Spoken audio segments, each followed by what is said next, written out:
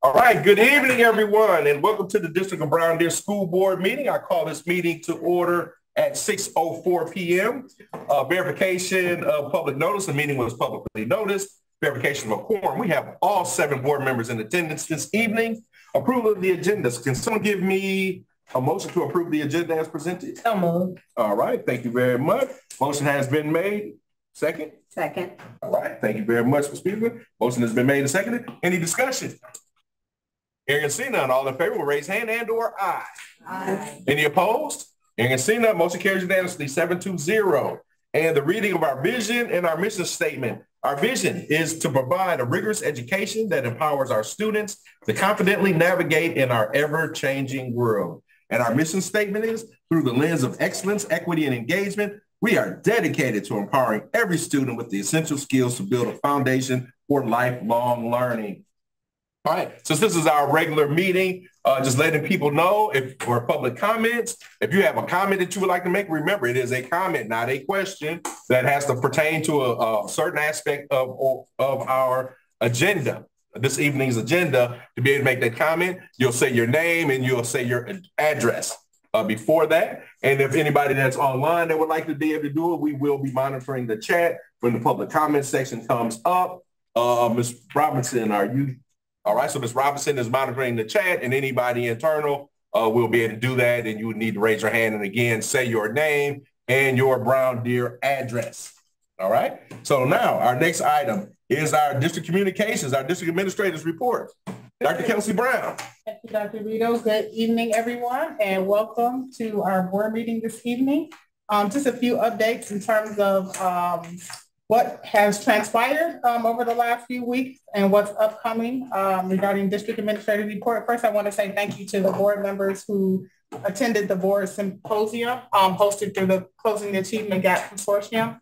Thank you to Erica and Dr. Glass for attending, and also Dorinda, Lisa, and Dorothea for attending that meeting that evening. Hopefully you all were able to receive some good information around board work. Last week, I attended the choir concert, so our students are doing very well in that area. Also want to thank the board for approving the second shift safety personnel.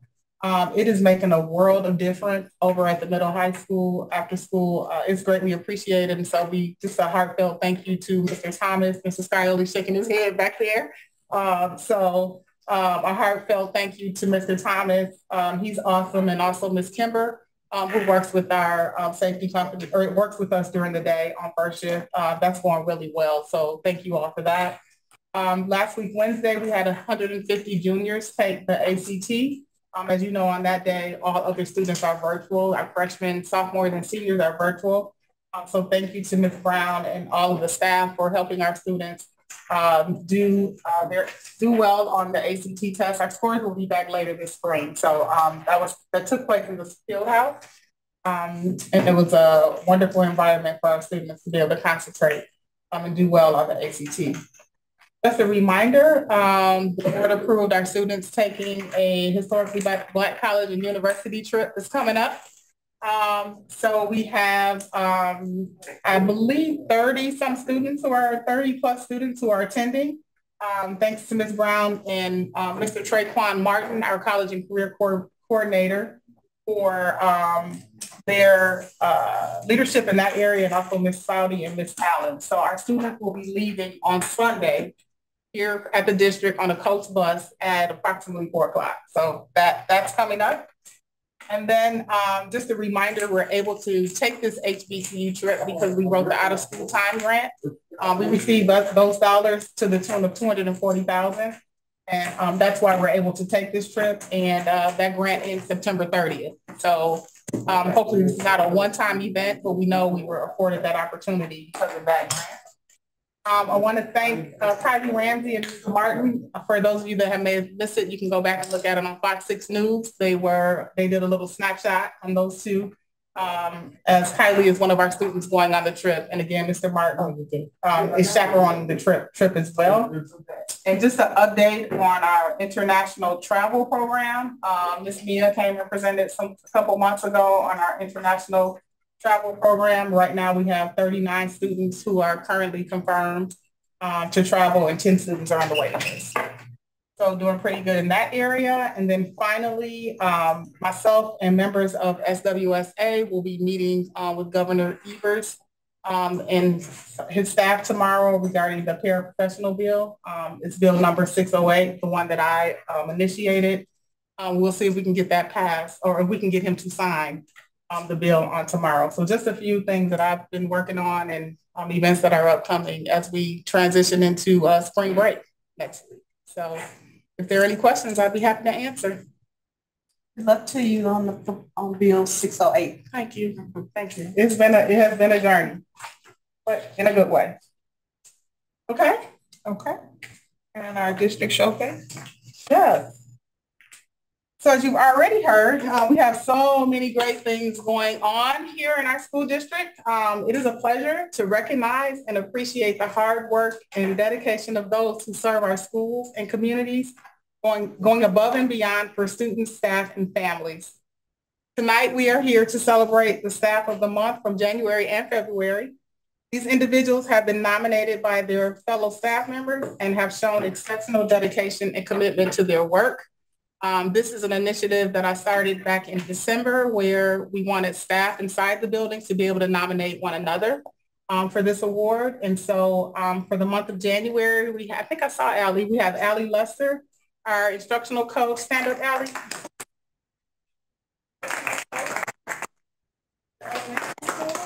She consistently supports both our teachers and students. She is a dedicated professional who is always willing to go above and beyond to provide and or find resources to positively impact instruction, of which we know we did at BDE, right? She keeps a positive attitude even in the midst of facing challenges and difficulties. So today, Allie, we want to thank you for your hard work and dedication at the elementary school. You're welcome. At the middle school, for the month of January, we have Ms. Cottons. Stand up, Ms. Cotton.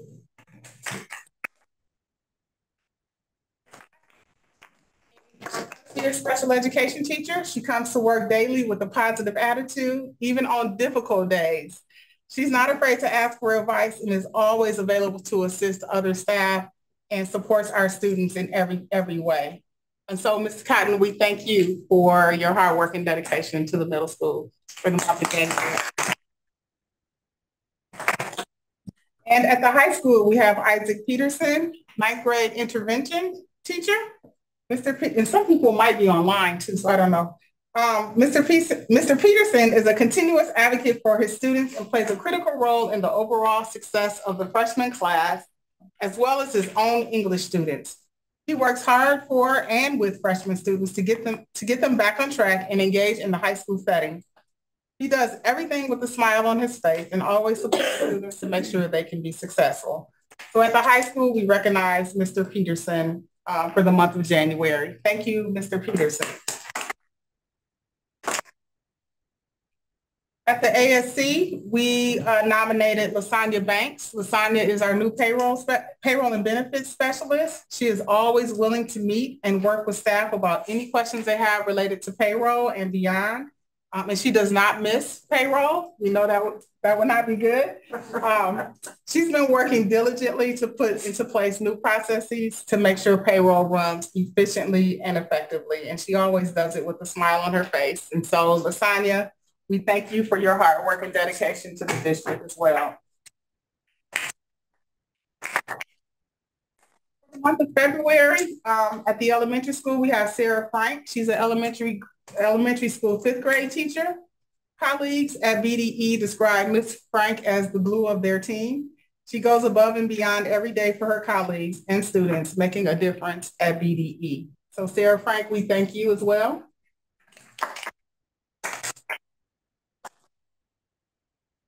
Jordan Toberin, our new math teacher at the middle school, is doing an outstanding job. She's new to Brown Deer, but in her short time, she has created a fun learning environment where students are enjoying learning math. She provides the students with a calm space in her classroom where they can continue to grow and learn. So we are most appreciative of Jordan and her commitment to Brown Deer in such a short period of time. Thank you, Ms. Toberin. At the high school, Ms. Kathy Anwar, Administrative Assistant to the Athletic Department. She is an integral part of the athletics department. She always goes above and beyond to ensure that all the needs of the athletic department are met, including scheduling and coordinating transportation for the team and staying in constant contact with coaches, parents, and players. She assists with the theater department, fundraising, and promoting shows. She is always willing to step up and help when needed. And so tonight we want to recognize Kathy Anwar. Kathy, thank you. And at the ASC for the month of February, we'd like to recognize Dr. Tanaka Glass. She is consistently eager to assist her colleagues, offer guidance in challenging situations, and engage whenever necessary. She is highly responsive to the needs of both parents and staff, ensuring prompt and informative follow-up. Dr. Glass is always doing something to continue to improve our wonderful district. It is truly inspiring to see individuals who are passionate about their work and who strive to make a positive impact in the lives of students in our district. We can all learn from their examples and strive to be the best versions of ourselves in our own work and in our own personal lives. Congratulations to the staff.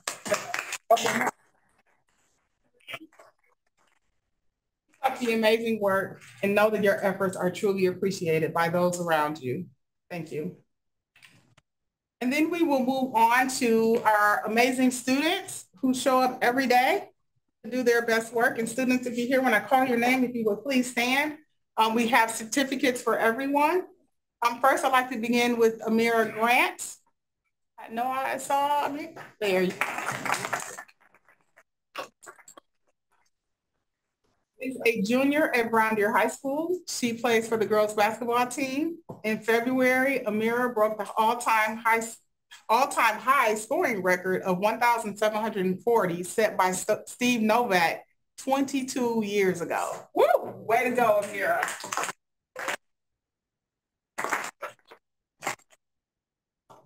Next, we have Sanaya Dubois. Sanaya is a junior at Brown Deer High School. She was recently chosen to participate in the We Energies Design Youth Apprenticeship Program. This apprenticeship is a 2-year program with exposure to STEM careers at We Energies. She will work full-time in the summer and part-time during the school year. She will receive hands-on experience with designing construction prints and on job sites to see how designs are implemented. Congratulations, Sanaya. We're very proud of you.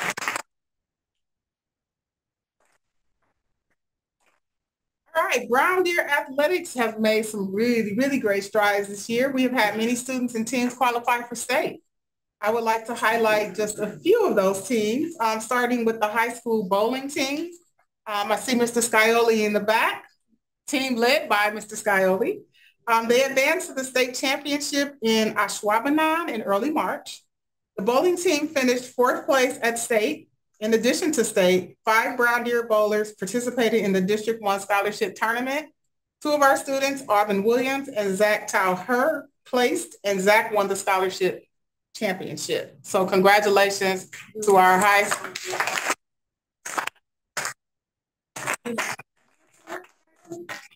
Year 2 for both? Year 2. All right. So I don't see any of them. Oh, they are here. Oh.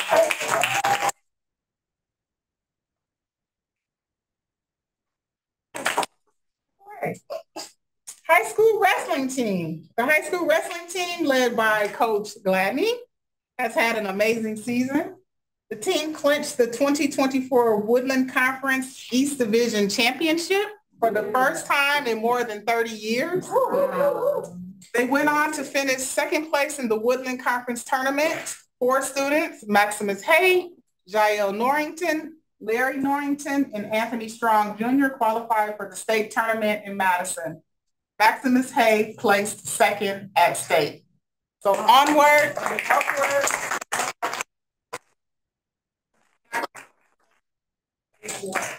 So everyone received your certificates, and does anyone have anything you would like to say regarding your experience this year with coaching students, your experiences? Yeah, I like to say our wrestling team has really grown in the last 6 years. I have our assistant coach, Luke Vaughn.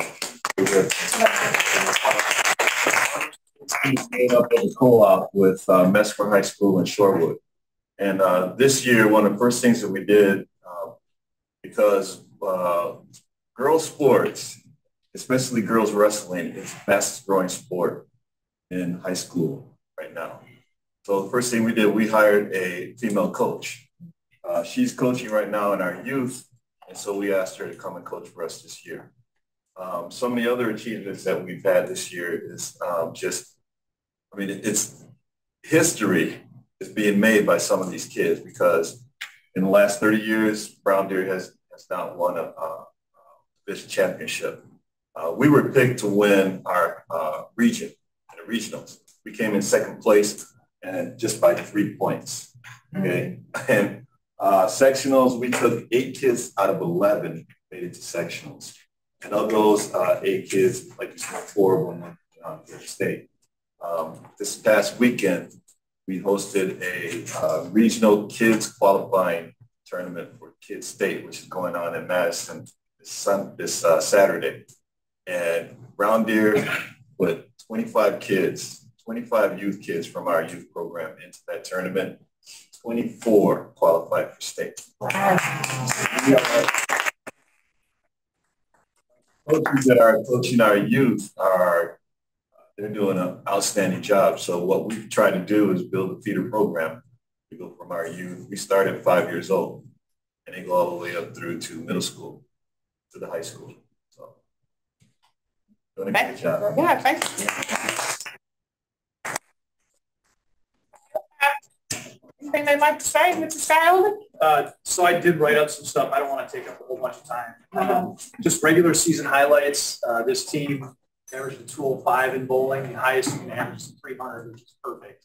And that's up 13 pins from last year, which 205 is phenomenal. It led the whole district of 24 teams. We were first place in that.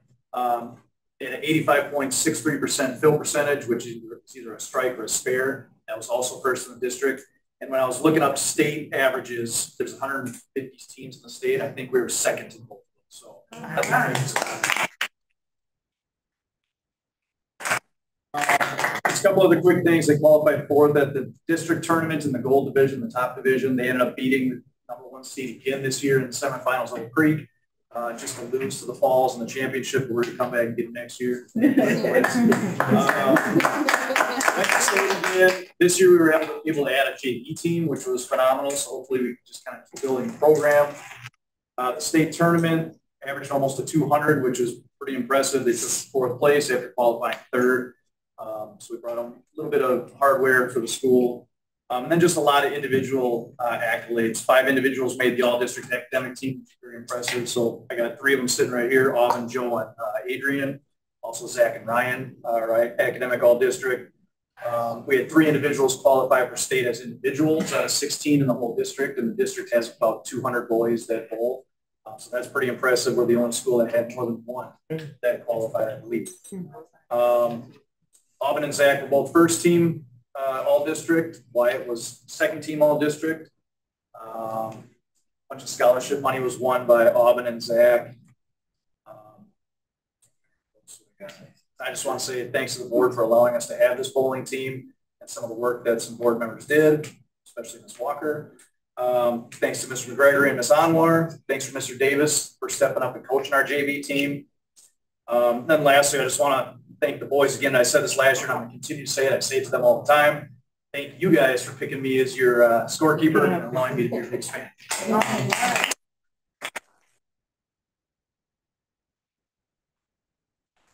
Anyone else have anything they'd like to say? Way to go, Brown Deer!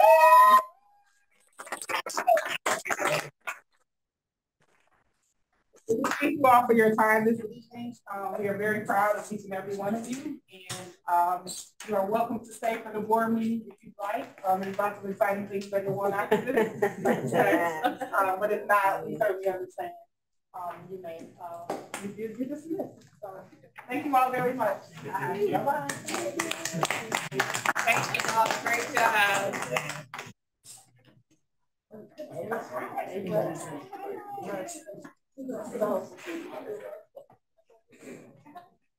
Okay, so up next we have public comments. I'm just gonna give it a couple minutes. That's it. Yeah.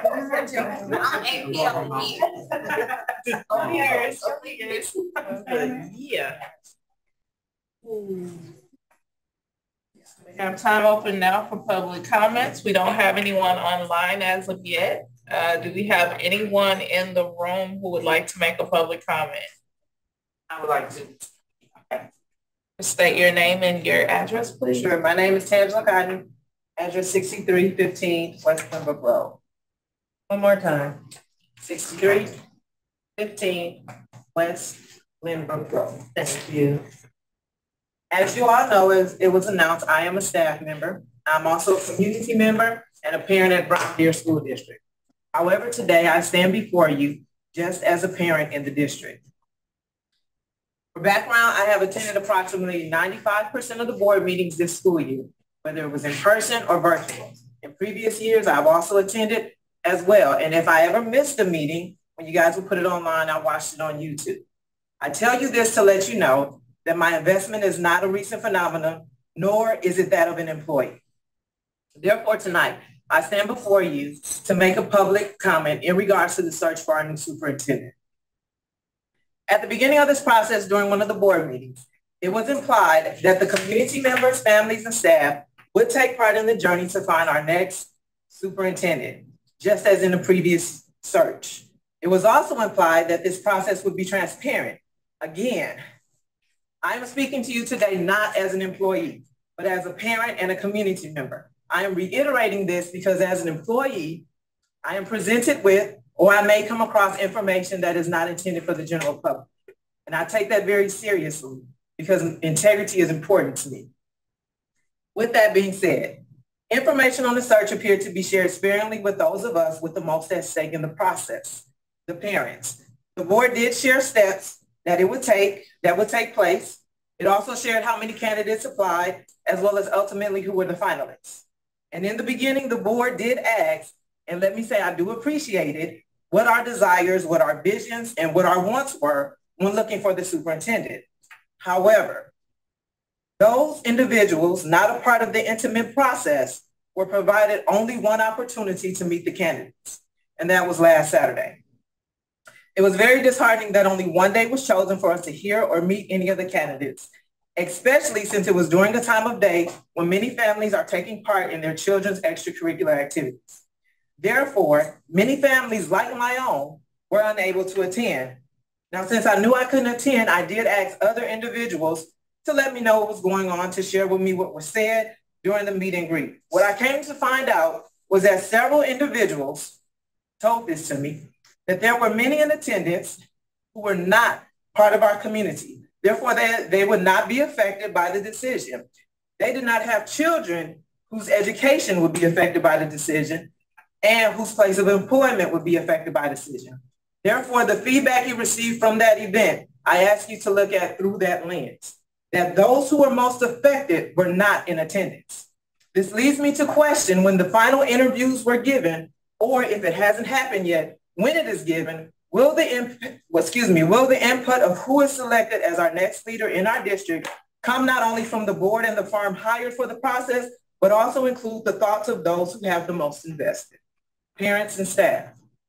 As the process comes to a close, I would encourage you to ask yourselves, were parents involved in the process? Were community members other than the board really involved in the process? Were staff members really involved in the process? Were these groups truly given an opportunity to be involved in the process? And was this process truly as transparent as you had hoped? Because if those who were most affected by the change in leadership felt left in the dark, can you say your goal of being transparent was met? I thank you for this space and opportunity. Thank you very much, Ms. Stiles. Okay, next is the consent agenda. Can I get a motion for the approval of the consent agenda? Chair, I'd like to make a motion to approve the consent agenda, including the minutes of the February 13th, 2024 special board meeting, the February 24th, 2024 special board meeting, board retreat, February 27th, 2024, regular board meeting, the schedule of voucher payments via ACH and wire transfers in the amount of $1,338,830.07 in the general checking account and the food service account, including funds 10, 21, 27, 39, 47, 49, 50, 72, and 80, and the March 19, 2024 school safety drill update as presented tonight. All right, thanks very much, Ms. Daniel Ashley. Can I get a second, please? Second. Okay, thank you very much, Ms. Vick. Any discussion? Okay, all those in favor with aye? Aye. All right, ayes have it, motion carries 6-0. Next on our agenda, we have items for discussion, consideration, and possible board action, starting with the business office update. Mr. Fleming. Good evening, members of the board. Just a few quick items, just for information only as part of the business office update that we shared with you. It was a late arrival. I was a lot of items on the agenda this week, so I was, and some of us obviously were here on Saturday as well, so it took a little bit to get everything for you. But again, these are informational items. So first of all, just to let you know that we are now going through the process of our regular insurance lines. We're going to talk about health insurance in a few minutes, but all of our regular liability, workers' compensation, auto, property, all of that comes due again every July. And so we're going through that process now. We had a strategic meeting with Gallagher, who is our consultant and assist us in the application process. They did kind of tell us a little bit about where the market's at, and we are expecting on most lines to see about a 5 to 10% increase. Just the way insurance is going right now in the world. But one area, just for your information, that did come up was that our workers' compensation was a very challenging year for us. Now, the numbers are always based on the year before, so this is the 22-23 school year, but our loss ratio for that particular year was 235%, which caused our mod rate to jump significantly to 1.80. So we're going to see, I plan for a large increase of about 60%, or it's about $60,000 for our workers' compensation for 24-25. We are, and I mentioned this one because the mod rate is one of the strategic plan key performance indicators that we monitor. So that will be something that we'll adjust our status of that when we review those later in the summer. It is something that you're not always aware of until it comes up, but we certainly will look at what we could do to correct it going forward. We did review our loss ratio for this current school year, and we're actually right now at about 50%. So we're trending better this year. We just had a couple of really big claims that were resolved in 2023. So we are hoping that trend will continue, and that the following year will be even better. But I did want to kind of alert you to that fact. And so we're going to continue. Matt, Trina and I will continue to work proactively to figure out ways of helping stress safety around the buildings and making sure that our staff are safe to prevent those kind of claims that are going forward. So from an insurance standpoint, completely, we will be working on the applications that I'll be submitting in April, and then we should hear back sometime in May with the rates, and I'll come to you with recommendations on which companies to go with for the next week. Any questions on that specifically? And kind of as an offshoot, one of the areas that is seeing the most pressure in the insurance market is property insurance, just basically because of since the pandemic and supply chain issues, construction materials, the labor market, the cost of replacement of structures has gone up considerably. And one of the things that I can't identify exactly as to when the last time we've had a review of the structures of the district. So in conversation with with Gallagher, our consultant, they do have a subsidiary that does these things, and they do provide a discount for their clients to go through that.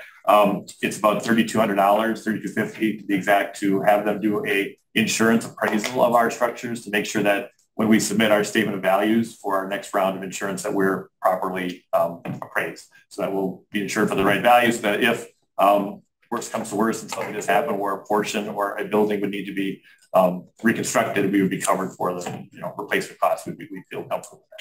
So in doing that, that might also cause property to go up a little bit depending on how that value shakes out.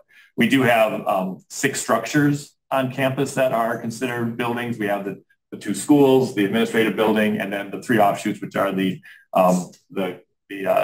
garage in back here, the concession stand, and the booth. Sound booth. Well, in the press box. Thank you. Thank you. I was playing password and I was trying to press box. Thank you.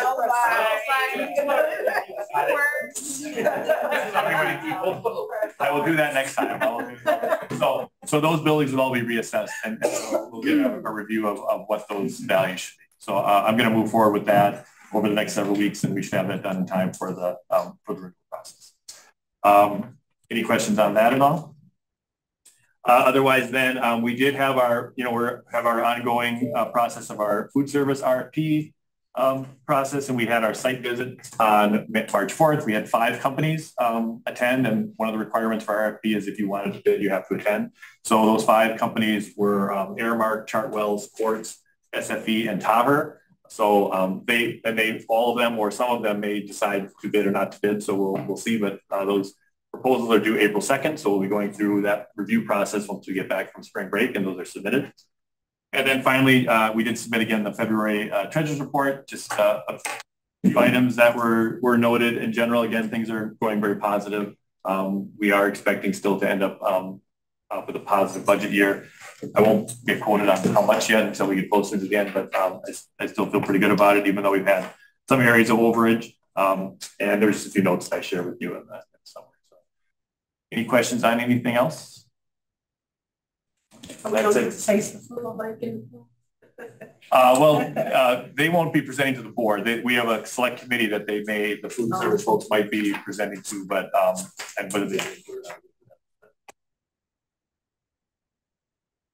that'll be April will be a big part of evaluating the food service part. That's what they did in the past. If they want to bring it in, they can. So. All right. That is it for the office updates. All right. Thank you very much, Mr. Fleming. Next is approval of new hires. Yes, we have one new hire tonight, and it's the fun time because now it's for the 24-25 school year. So if it's not on that correctly, this is a 24-25 hire. We have Kevin Stewart who will be joining us. He will be our new orchestra teacher next year, and he replaces Justine Heinrichs, who is retired. So this is for 24-25. You'll start to see those broken out. I don't know how many we'll hire in 2024 yet, but that'll be broken out until the end of the school. All right. Can I get a motion for the new hire? I'd like to make a motion to approve the hiring of Kevin Stewart as a middle high school orchestra teacher for the 2024-2025 school year. All right, thank you very much, Ms. Peterson. Second? I'll second. All right, thank you, Ms. Walker. Any discussion? All in favor was aye? Aye. Motion carries 6-0. Welcome to School District Brown Deer, Mr. Stewart. 25 years. All right, and then resignations next. We do have several resignations to bring before you tonight. We have Carisha Stovall, who is an elementary school teacher. She was an immediate resignation, so her last day was on the 5th of March. And the remainder of the folks listed will be resigning at the end of the school year. So we have Kayla Hopenthal, which is a middle school math teacher, Stacy Robinson, a middle school science teacher, Jim Young, the middle school principal, and Dolores Brown, the middle high school librarian. All right. We will need motions for all of these to walk through them each separately. So I'll make a motion to approve the resignation of Cabricia Stovall as an elementary school teacher effective March 5th, 2024. And a second? I will second that. Right, any discussion? All in favor, aye? Aye. Motion carries 6-0. Okay, I'll make a motion to approve the resignation of Kayla Hoppenthal as an 8th grade math teacher. And also the resignation of Stacy Robinson as an 8th grade science teacher.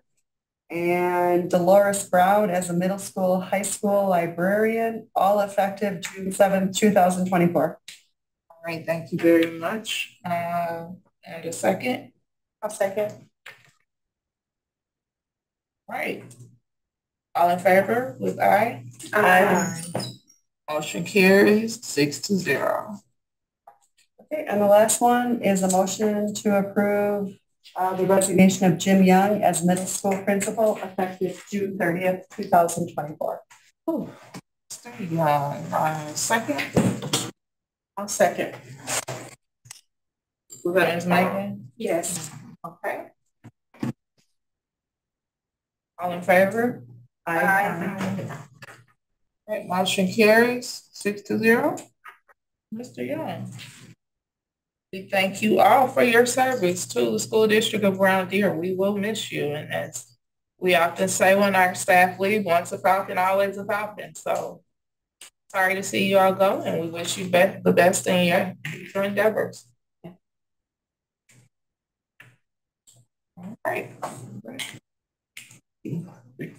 All right, let's go on to our next item is approval of the 24-26 administrative contracts. Yes, we have, we are removing the title of interim from Mr. Damian Woods' role as the high school assistant principal. So we are issuing him a new contract effective July 1st for the 2024 through 2026.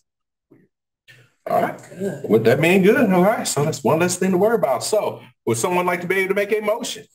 I'll make a motion to approve the administrative contract for Damian Woods as high school assistant principal effective July 1st, 2024. All right, thank you very much. Can you include that through 2026? I make a motion to approve the administrative contract for Damian Woods as high school assistant principal effective July 1st, 2024 through 2026. It would be like June 30th. June 30th. Right. All right, we have a motion. Do we have a second? Second. All right, thank you very much, Mr. Baker. Motion has been made and seconded. Any other discussion? Hearing and seeing none, all in favor will raise hand and/or aye. Aye. Any opposed? Hearing and seeing none, motion carries unanimously for Mr. Woods as our, I can't even call him new AP or whatever, our continuing AP. All right. All right. All right, let's go on to our next item. Item E, approval of the 24-25 health, dental, disability, and life insurance rates. Mr. Klimick. Yeah, so I did share an executive summary with you. This is a much easier process than we went through last year. So I'm hoping the board is going to jump on with me and approve this tonight. From a health insurance standpoint, so obviously we renew rates every year. From a health insurance standpoint, you remember last year we had a enormous rate increase offered to us. We made a number of changes. We researched it. We did go out to market to try to find an alternative carrier potentially. A loss in network coverage was too much, so we ended up kind of tweaking the plan several ways in order to get it down to a 13.5% increase, which is what the board ultimately approved, and we stayed with WCA Group Health Trust. This year, WCA initially extended an offer of 8.5%. But Ken Zastro, who's on the call tonight, and the team at NIS worked with them and basically said, hey, if we don't go to market, what's the best you can do for us? And they came back with 4%, which in this day and age is wonderful. And I'm very excited compared to what I was hearing of having to budget. So I would like to, as part of this discussion, I'd like to recommend that the board approve the health insurance renewal with WCA Group Health Trust as presented. I did provide you, I just passed it out beforehand because I forgot to post this part. It does show you on page 2 what the current premium is and then what the renewal premium is, plus 4%. We're going from $918.33 a month for the, currently for single coverage to $955.06.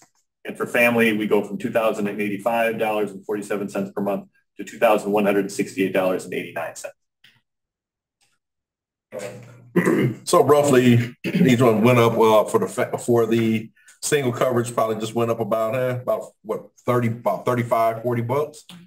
Yeah, and then split between, that's a monthly charge between each check. Yeah, it's cut in half. Right, and then the same thing for the family was about 100. A little less than 100. 80. About 80. Yeah, so $40. So not that bad. It's in the bank. And again, we didn't make any changes this year. So for our staff, I mean, last year we reset deductibles. We did change the deductible amount. So there's no changes to the plan. The 4% is just a premium increase, and everything else stays exactly the same. That's what I caught, that you did not have to make any type of adjustments associated with what you were offering your staff. So that's a good thing. And then we'll just kind of go through the memo here because you can do all the motions then at the end. Then from a dental and vision insurance standpoint, Delta Dental, which years they did extend renewals for both dental and vision with a 0% increase.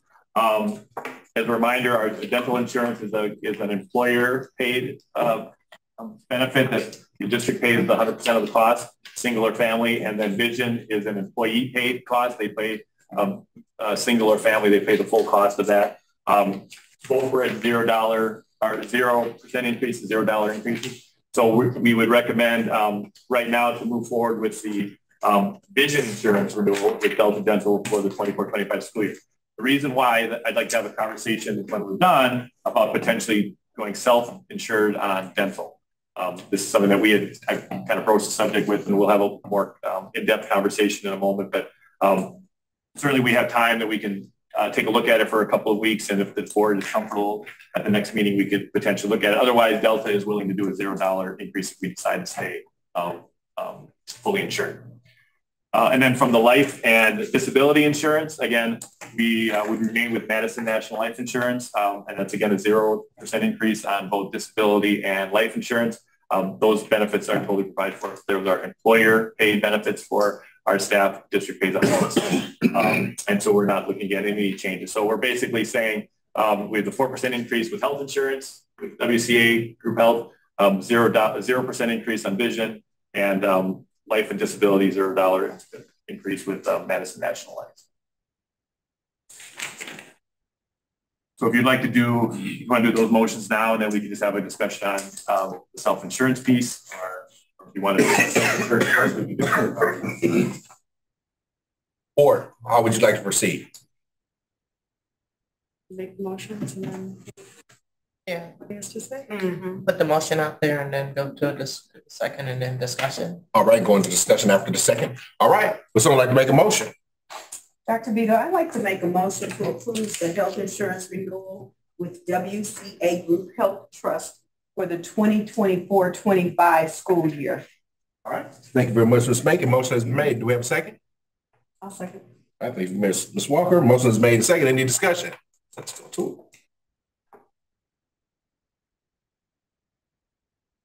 Well, it's the health insurance, so there's nothing to discuss on that one. But, okay. All right, with that being said, all in favor of raise hand and or aye? Aye. Any opposed? You can see that motion carries unanimously. All right, Mr. Clemick, so WCA Health Trust is in the books for 24-25. Excellent. All right. Let's go on to our next item is the vision insurance renewal.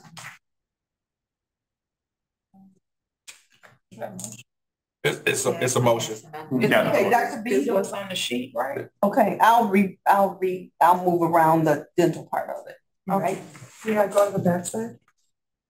It says, motion to approve the vision insurance renewal for the 2024-25 school year. I could just take the dental off, right? Well, Delta Dental is still. Delta Dental. They're It's just vision insurance, but it's with Delta Dental. So, Right. it's on. Okay.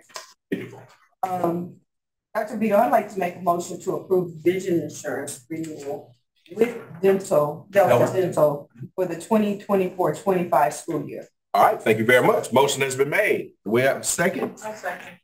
All right, thank you very much, Ms. Anderson. Motion has been made and second. Any discussion? Hearing and seeing none, all in favor will raise hand and or aye. Aye. Any opposed? Hearing and seeing none, motion carries unanimously 7-0. So now we have our vision insurance with Delta Dental. All right, and our last one is for our life and disability insurance. All right, would someone like to make a motion? Dr. Vito, I'd like to make a motion to approve the life and disability insurance renewals with Madison National Life for the 2024-25 school year. All right, motion has been made. Do we have a second? Second. All right, Nicole, for the second. All right, any discussion? You can see none. All in favor will raise hand and/or aye. Aye. Any opposed? Hearing seen none, motion carries unanimously 7-0. So we have Madison National Life for the 24-25 school year, Mr. Clemick. Okay. So then we'll just pause for a second, and if you go to the other memo that I provided discussing dental self-insurance. So right now we have a fully insured plan, which means that we pay premiums, to Delta Dental. We have a fixed amount for single and family. We send them money every month. They file all the claims. They pay everything out, and then at the end of the year, if there's any, if the claims are less than the premiums, that's their profit, or the loss ratio is really low. Obviously, if it goes above the amount of premiums, they'll likely raise our rates going forward. I will point out that I don't believe, since we went to Delta Dental, we've ever had a rate increase. I think it's been very consistent for the years, and so that would be an indication that historically they've always at least broken even with us and haven't felt the need to do an increase. So in conversations, again, Ken, our trusted advisor from NIS, is on the call, and he'll jump in if I do anything wrong, and he can fill in at the end as well. So one of the things we've been talking about as we look strategically as to what the district can do going forward is it is a potential of taking this to self-insurance. So what that means is that we would expense on a month, every payroll, we'd expense an amount for dental insurance. That amount ends up in a liability fund, and it sits there until claims are paid. And we would actually be, through the help of a third-party advisor, which in this case, Delta Dental has provided a quote for us to do the administration of the plan, and we would stay with that network. We would end up only paying out when claims were made. And so any profit would fall to the district. And then the district would be able to take advantage of those savings, either to have money available for potentially leave it in the liability account in case the following year maybe we had additional claims we had to address, or we could potentially expand coverage. We could look at changing the annual maximum. We could look at the employee groups that we offer coverage to. Would we be able to have resources to offer to different groups? A lot of things we could look at. So, and I showed you on pages 2 and 3, this is the review that NIS provides us. And you can see that over the last 2 years, you look at premiums so in 2022, that calendar year, we paid $177,000 in premiums.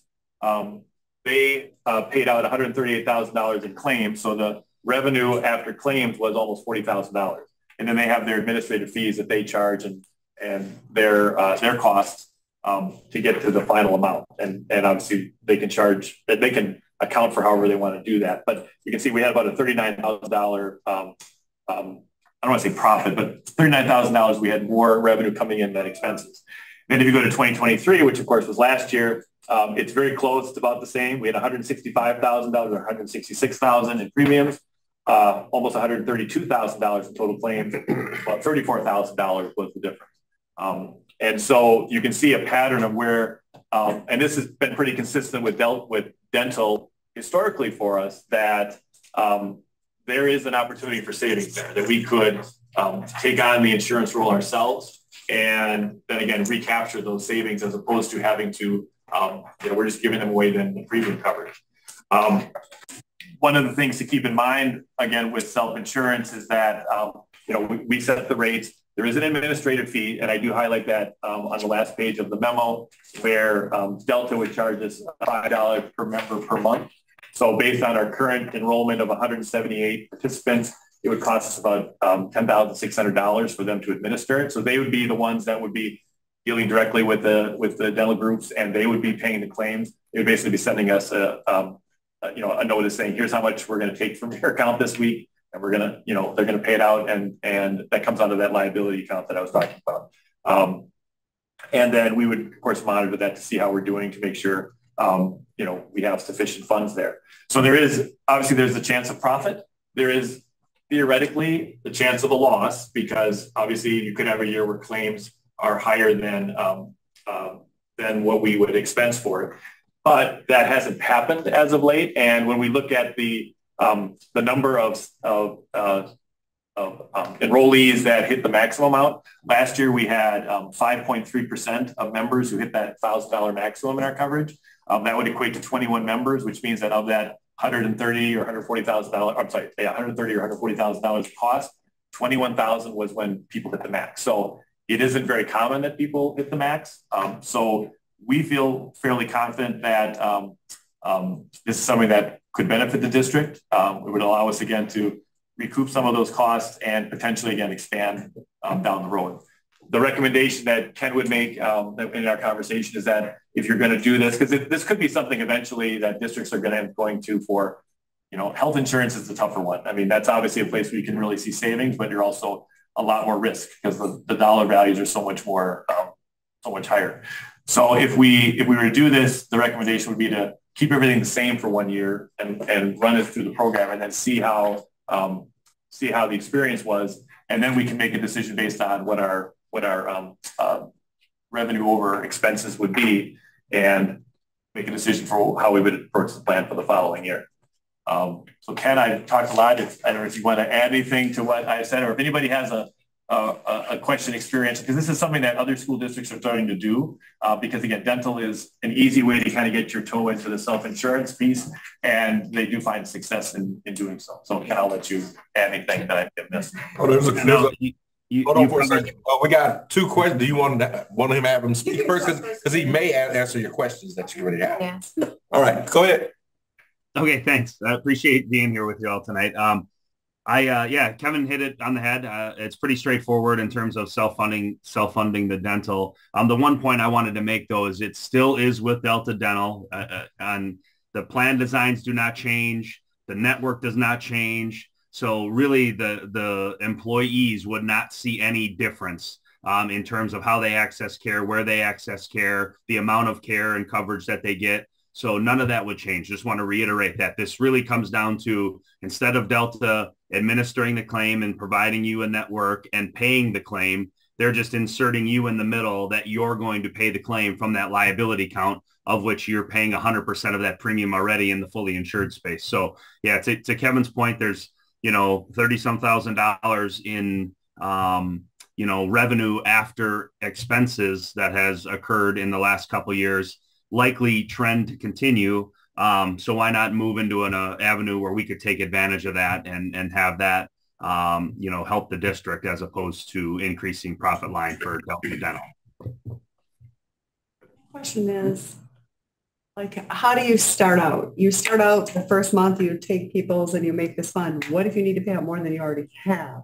Starting out is going to be, you're going to have a lower liability fund balance. Agreed? And then as time goes on, it's going to build, but right. Short term, I mean, because it is something that and I have to work out some of the details with how the accounting actually works, because it is something that, every employee, on their paycheck, it's a benefit. So it shows up as that $20 contribution. Mm-hmm. And so, yes, it may take a little bit to build up to that level, but we can also, it's not that the cash won't be there that they'll be able to pull from. It's just that the account can be negative for a little bit until it builds up. And then at the end of the year, it'll be positive. And then once it is positive, that money can roll over from year to year. And so we can have, a fund balance for that. So, there's a delay in how, claims are processed. So things that happen in June, we don't get the bill until July. And so we have to kind of prepare for that as well. So, because it's not, again, it's not, it's cash, but it is an accounting. I mean, I know I'm going to look at Anita here because I know she'll be able to explain it maybe better than I can. But it is just a value in that account that would be drawn down and then increase as over time payrolls continue to be processed. Okay, yeah, thank you. Okay, so no, you go ahead because you were in. Okay, so have you broken out how many people are going for cleanings every month for a family or whatever? Because I know cleanings, if you go twice a year, which is what people should really do, you're already taking up $700 right there. That's one person. Well, no, it depends on, obviously, as the Delta Dental Network. I mean, there are costs, and then they have agreements with their with their dentist. So there are, just like your insurance, there might be a street cost of it, and then there's a discount. And so what actually ends up getting paid may be slightly different. But I do have documents that we've looked at the last year to see, where the expenses are being, done. A lot of it is preventive care. Frankly, I mean, the utilization for our dental, we offer dental to everybody. It doesn't mean they use it. Right. I do go to the dentist twice a year. And again, it doesn't, we're not close to that maximum. Like I said, we're with all of those members and only coming up with $140,000 worth of actual claims, we're well under that. I'm kind of concerned with, okay, so the employees are going to submit claims to you. It'll just like it is now, where they go to the dentist submits the claim to Delta Dental, and then they're just processing. Again, they're not paying it. We haven't given them money in advance. They're just going to basically get the money from us at the time of the claim. That's Okay. Right. So they're charging an administrative fee and then just pulling, so if it is $100 for whatever that is, they're getting $5 per month per person for us, and then they're just going to pull that $100 for that business at that time. Like that'll be probably a weekly occurrence where they'll. And the max that they have per person is $1,000? Correct. Right. Okay. So, and so theoretically you say. That's not a lot at all. That's normal in that. It is pretty It's normal. not normal where I've been. It's usually a little bit more than that, but that's okay. If it's 1,000, it's 1,000. But I just wanted to. I do have, and I didn't want to share everything because there's some data in there that I'll have to strip out, but I can. Again, this was a situation where I wanted to share this with you. I didn't want you to have to vote on it tonight, unless you all said, no, we don't want to do this, and you could vote for Delta Dental if you want to, but it's something for you to consider. I can, like I said, I do have information too that Delta supplied to show how their plan and what the limits are compares to what our plan, how it compares percentage-wise to other plans. You can just see. But that is a point too, that if we felt like the $1,000 was a negative, having access to, having a chance to pull some of those profits or, revenues over expenses in the following year, we could potentially change that amount. We could say, we think, we have enough money that we can make it to $1,250 or $1,500 or whatever the case may be, and change those deductibles or offer different coverages that aren't currently available. So what's the upset? Wait, Anita first. Then, yep. So I'm just trying to summarize and ensure that I'm understanding. And so the premiums that we would have normally paid to Delta Dental, now we're retaining those and putting those in a liability, setting up for these payments to be made for the claims. Delta Dental will no longer pay the claims.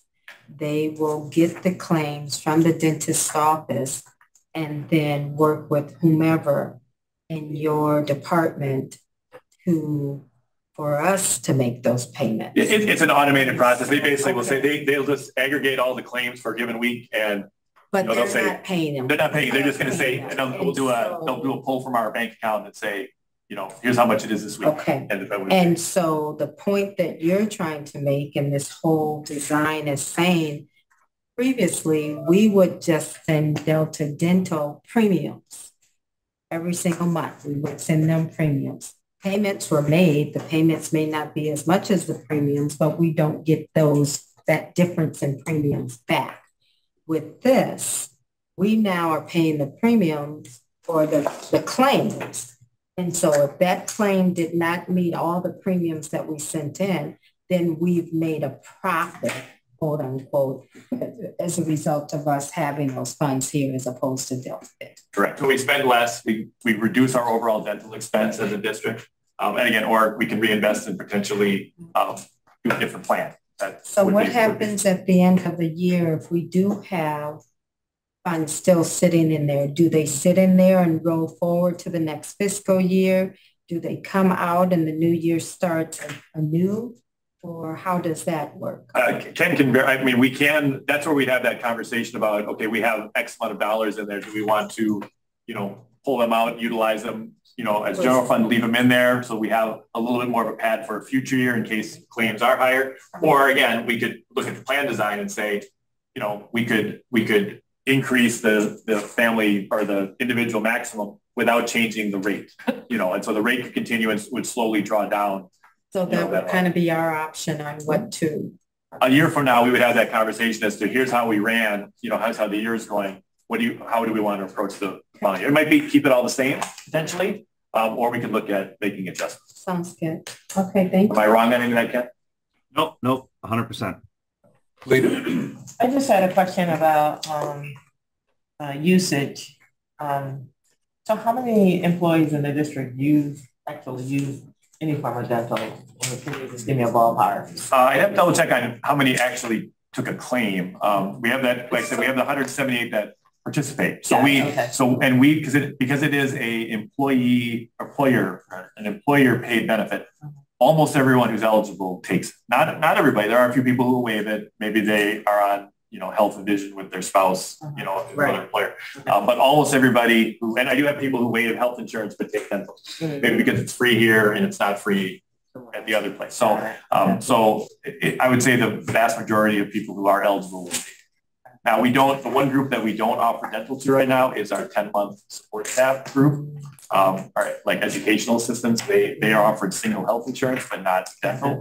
So that's always a question that's popped up, but we have to, again, look at what would it look like? And that may be a possibility too, if we felt that was a retention piece that offering that would help. That would be something we might look at in year 2. How many people are you talking about potentially like those educational assistants? How many of those individuals are not afforded this insurance, dental insurance? I know I'm saying how many people are we talking about? There are about 25 or so. So if we added those 25 in or whatever, what would the cost be to us if we were to do that? Well, that's it. It would be $400 and some for a single, or if we don't do with health insurance.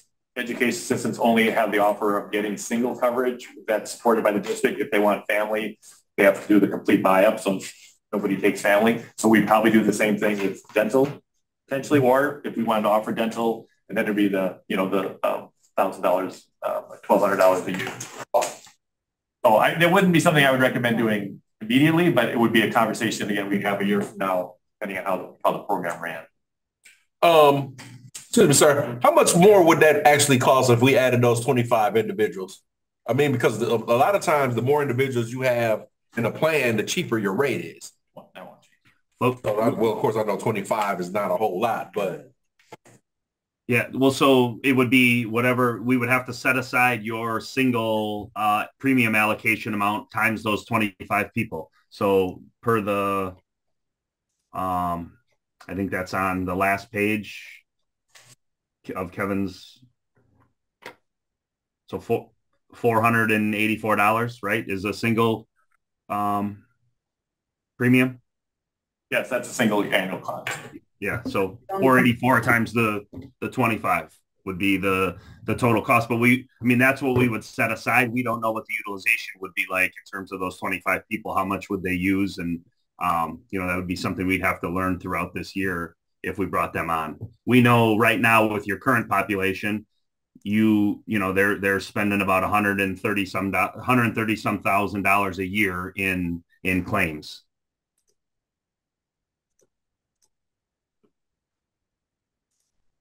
Okay. I feel like we should let it run for a year before we decide to add more people. Right. Where we can't afford much. So if we'd run it and we say, oh, we have X amount more than we thought, we can in a year reassess. I mean, and one of the concerns is not that, I mean, the 10-month staff generally is a lot more fluid. I mean, we do have people that, think they want to do that job and then they're here for a couple months and then they're gone. And so we have a lot of bouncing back and forth. And so it's what do they take advantage of while they're here? So you could have somebody jump on the insurance, get some stuff, get some work taken care of, and then leave. And then now we don't, that we're hitting close to that maximum of a person we don't actually have anymore. And then somebody else jumps in and, does something else. So it's a much more volatile employee group. I don't know that dental would make a difference in that. I think a lot of that's driven by the work and the hourly rate and things like that. So again, it's a conversation where we are. Not every district for that group even offers benefits. Some offer higher rates but offer no benefits, and they're all part-time employees. We do offer full-time, and we provide them with access to health insurance, which is relatively inexpensive because they're paying only 7.6% of the premium versus the 12.6% that our higher paid certified staff are. So so that is a positive, I think. I don't know if dental will make a difference, but I would agree. I think the strategy generally is if you're gonna take this on, go do it for a year and then evaluate what happens after that. All right. So, all right. One question I had for the Delta Dental rate. You said $5 a month. Is that for all employees or just the ones who are taking advantage of the coverage? Well, anyone that we submit as being anyone who takes advantage of the coverage. So it's if we enroll them because they've accepted they want coverage and we enroll them and then we would be charged for that. Okay. So of the 178, I mean we have 200 and some employees that could be on dental, but 178 have chosen. It would be based on the 178. Okay. It's just one thing to consider for the employee group that Dr. Vito asked about after just something to consider after a year of assessing to see where we land. Maybe that could be, if we land well, right? Maybe that could be a retention strategy for some sort of staff. Somebody that, for example, if you stay here for at least a year, because they do move, they're a revolving group.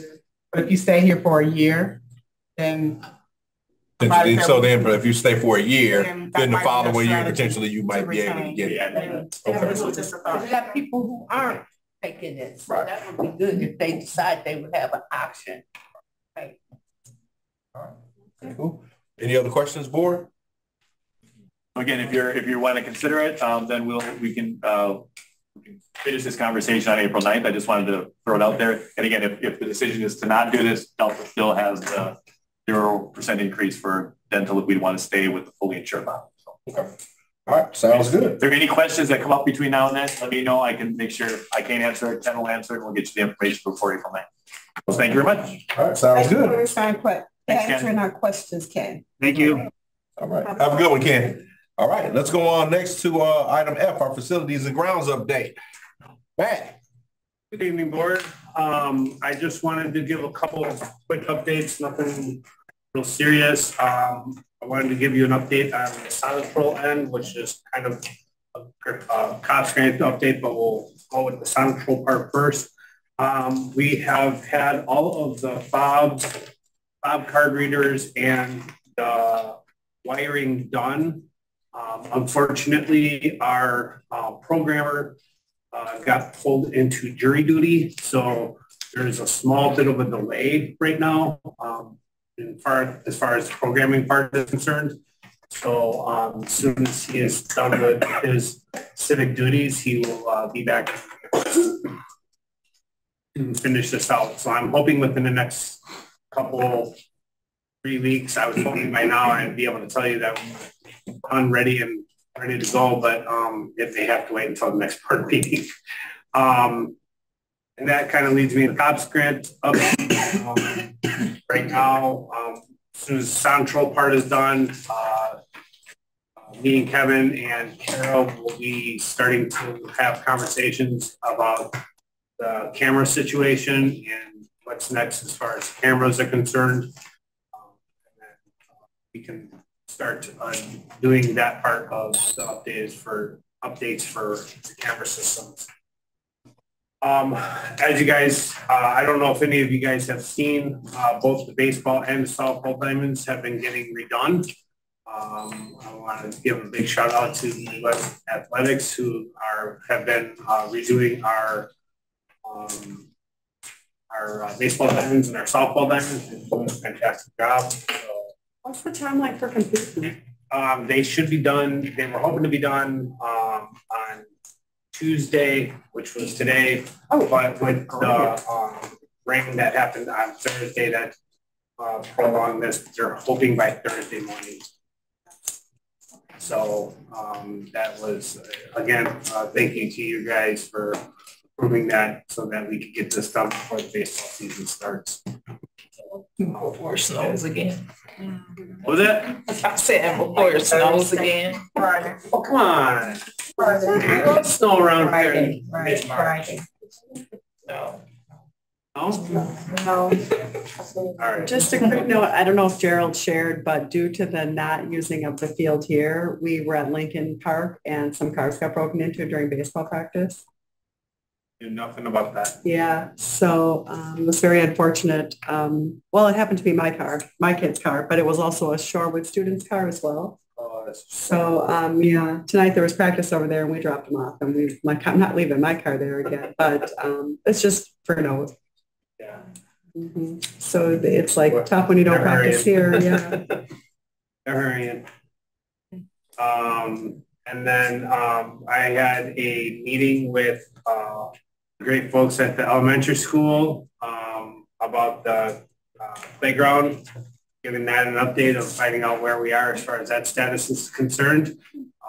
We are starting to get the ball rolling very quickly on trying to get this done as soon as possible. They have a lot of people lined up for giving sponsorships and donations and all that other stuff. We're looking into talking to major companies and getting donation, whether it be physical help or whether it be financial donations. So we're really going with that one. We're hoping to have a timeline for you guys here in the next month on what that actually looks like in a final drawing as well. So yeah, and then shy of that, of course it's spring. We've had a lot of cleaning up on our property. Our new maintenance gentleman, Larry, is doing a fantastic job of helping out with every day going around and cleaning up all of the debris that was left over in the snow piles and everything else. So I wanted to give a shout out to my custodial service, my custodial staff. I do apologize. Don't forget the creek that he cleaned out down there across the bridge going down to the elementary school. Yes, he did. Thankful for that. Larry and Lou have been doing a fantastic job of teaming along with everyone else that's on my crew.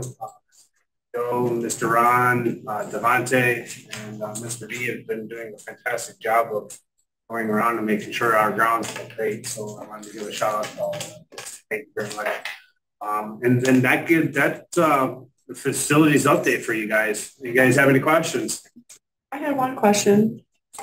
One day this week, when I was driving down 60th, I saw someone walking their dog on the track, which I don't think is allowed. What should I do in that situation? Is there something I should be doing, or like, oh, you're walking your dog on our track? That's not allowed. Yeah, I would love to say that. Maybe put a bigger sign, no dogs. Yeah, I think we may have to put up bigger signage. I don't think our small signs are working anymore. No. But yeah, we've been trying to eliminate as much of the stuff that shouldn't be happening on our lovely track as much as possible. But we can't monitor it 100%. Oh, I get that. I just happened to notice that. Yeah. Dog on our track. I was here this past Saturday, and I had 3 little girls on their bicycles. Okay. Riding on our track, so not good either. Okay, thank you. So yes, you can be as polite as you can if you want, but again, we can't monitor the entire time. Okay.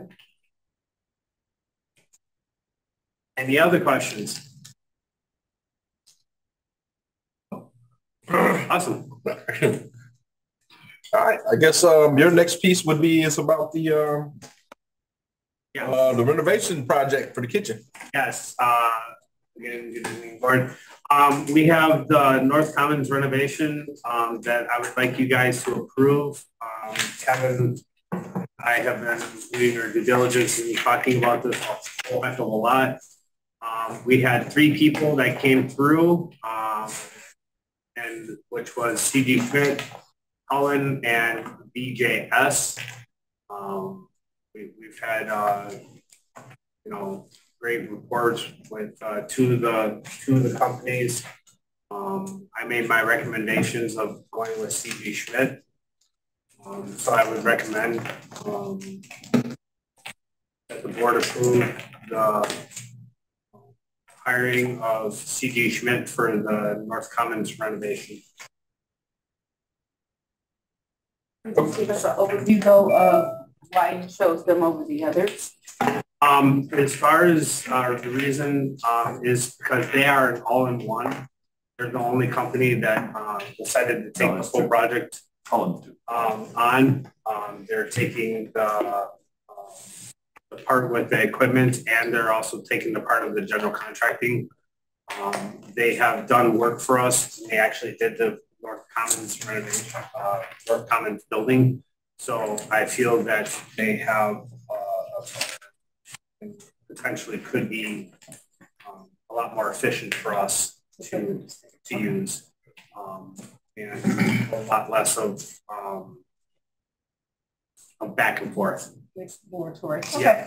Thank you. Just to clarify, Cullen did also was an all-in-one bid, but they were the highest. They were higher. They were 396 instead of 377. Yeah. So the. Thank you. Thank you both. Any other questions? And then we are just asking in the motion, we just have an amount in there to put a 5% contingency overage just in case. I know when we discussed this, when we first brought you the plans, we said it's probably going to be a $300,000 to $500,000 project. We're basically right in the middle of that. And so, and again, this is all Fund 50 money, which by the way, I just happened today to fill out my excessive balance report again to tell them what they're doing. On a positive note though, they have changed the amount. They now let you have 6 months of funds instead of 3 months. So it's doubled the amount that I was allowed to keep in there, which made my job easier. And so just putting this project in and the things we've already spent, I hit the amount already. So I didn't need to bring anything to you guys. So they're counting on the $400,000 for that spend down. So. All right, with that being said, would someone like to make a motion? I would like to make a motion to approve North Commons kitchen renovation proposal from CG Schmidt, including the garage door option, in an amount not to exceed $396,000. All right, thank you very much, Ms. Robinson. Motion made. Second. I'll second. Thank you, Mrs. Walker. Motion has been made. Second. Any further conversation? You can see none. All in favor with raised hand and/or aye. Aye. Any opposed? You can see none. Motion carries unanimously 7-0. So CG Smith. Thank you, Mark. On the clock. All right. Let's go on to our next item. Approval. Well, no, the 2024-25 budget update. Mr. Clemming. I don't really have anything formal to present tonight. Obviously, there's a lot of other things I was working on, but I will just provide a couple of things. Obviously, a lot of the big pieces of the budget are coming into place now. We know our health insurance renewal, 4%, which makes that easier. We did have a meeting with the BDA last week, the negotiating committee with Dr. Beadle and Peterson.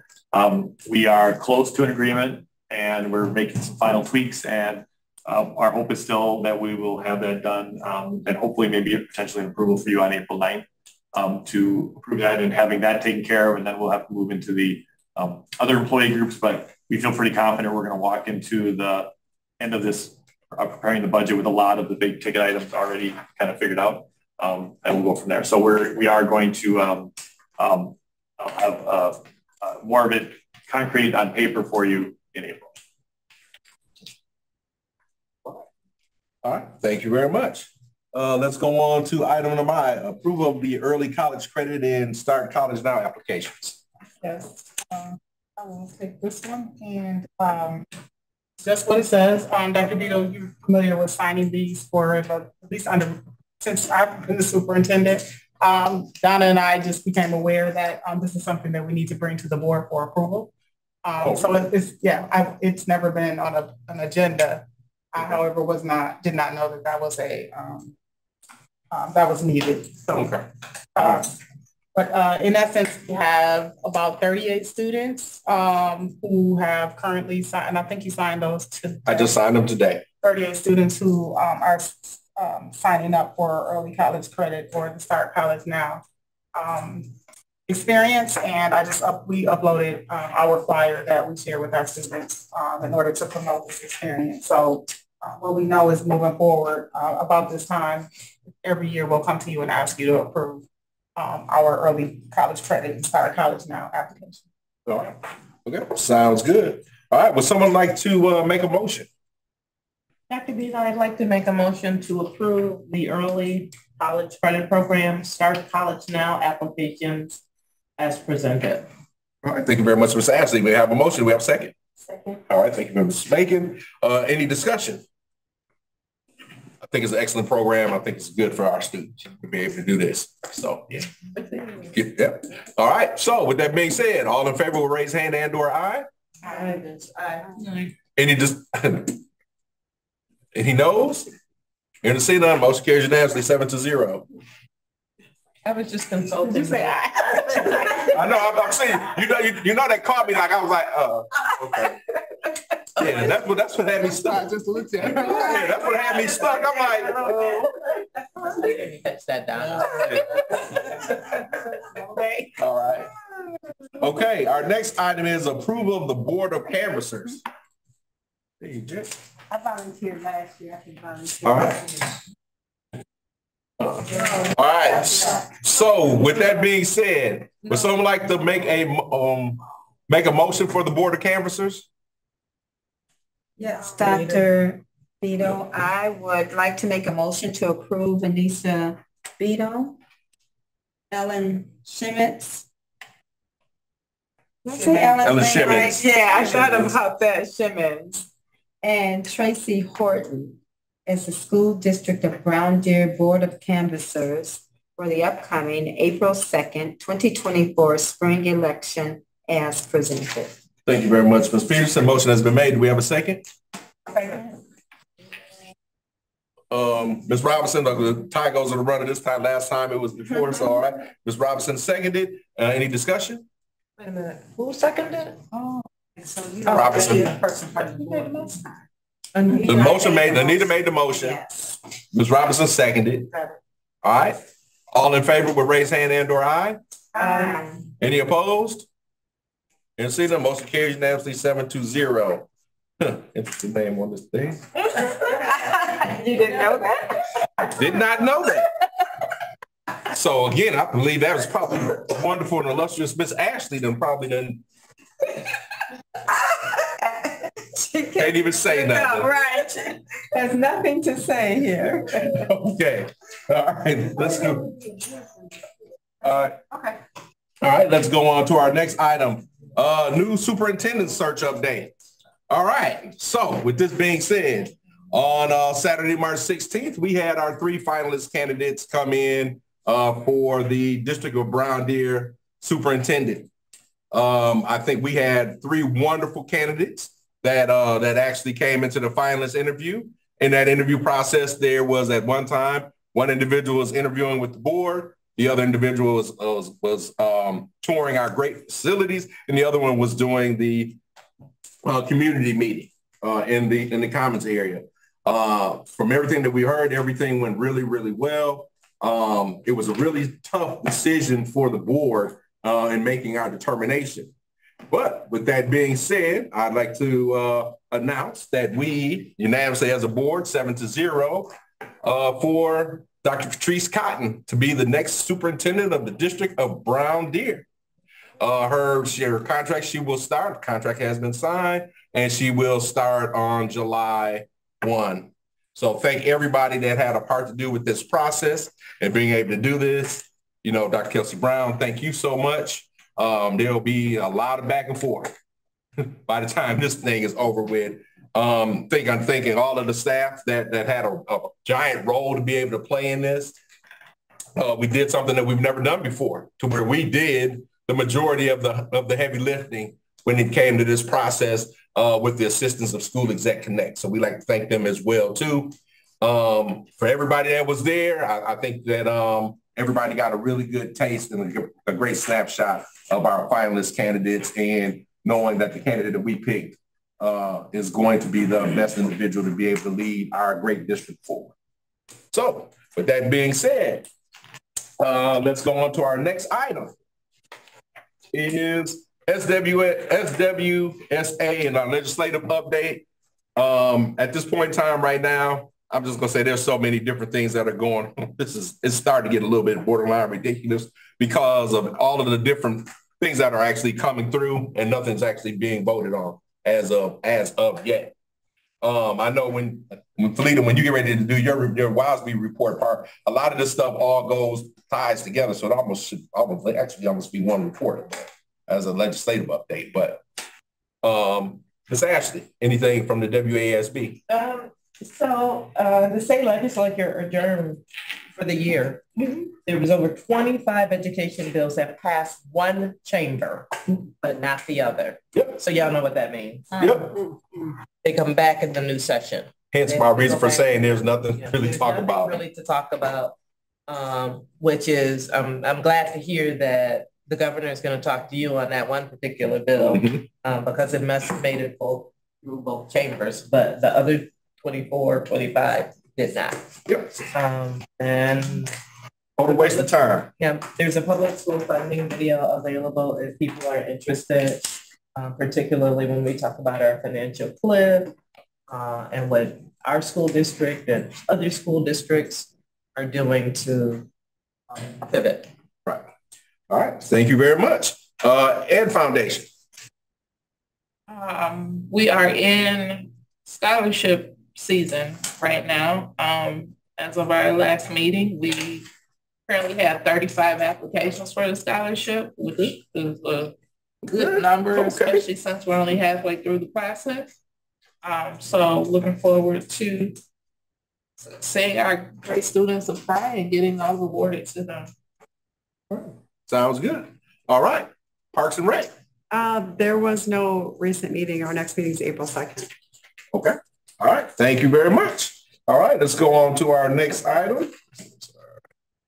Our next item is our board planning calendar, and March 25th through the 29th, spring break. So there's no school. April 1st, there's no school. Or is that April Fool's joke? This